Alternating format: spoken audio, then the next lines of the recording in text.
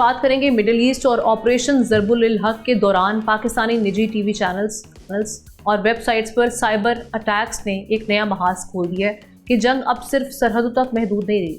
ان حملوں کے فوری بعد قومی computer agency emergency response team نے باقاعدہ تحقیقاتی ٹیم لانچ کر دی ہے اور تحقیقات شروع کر دی ہے۔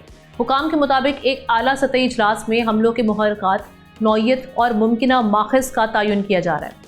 ماہرین کا کہنا ہے کہ یہ روایتی ہیکنگ نہیں بلکہ نشریاتی سگنلز میں غیر مجاز مداخلت کا معاملہ ہے۔ سیٹلائٹ نظام میں اگر زیادہ طاقتور جعلی سگنل اصل فریکوینسی پر چھوڑ دیا جائے تو نشریات کو وقتی طور پر قابو میں لیا جا سکتا ہے۔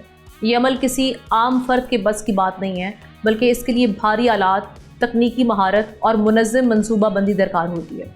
تحقیقات میں یہ بھی دیکھا جا رہا ہے کہ سگنل کہاں سے آیا اور کن ذرائع سے نشر کیا گیا۔ اسی لیے نشریاتی نظام کی نگرانی کرنے والے ادارے کا کردار بھی سوالات کی زد میں ہے۔ ماہرین کے مطابق چینلز کو انکرپشن، مسلسل نگرانی اور متبادل فریکوینسی منصوبہ بندی کے ذریعے خود کو محفوظ بنانا ہوگا۔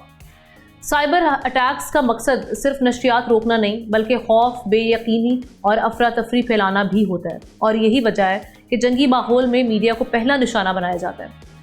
آفیشلز کا کہنا ہے کہ تحقیقات مکمل ہونے کے بعد تفصیلی رپورٹ عوام کے سامنے لائی جائے گی، لیکن اصل فکر یہ ہے کہ اگر معلومات کے محاذ پر دفاع کمزور ہو جائے تو کیا ہم آنے والی ڈیجیٹل جنگ کے لیے اس خبر کے حوالے سے کامنٹ سیکشن میں جا کے آپ اپنی رائے کا اظہار کر سکتے ہیں۔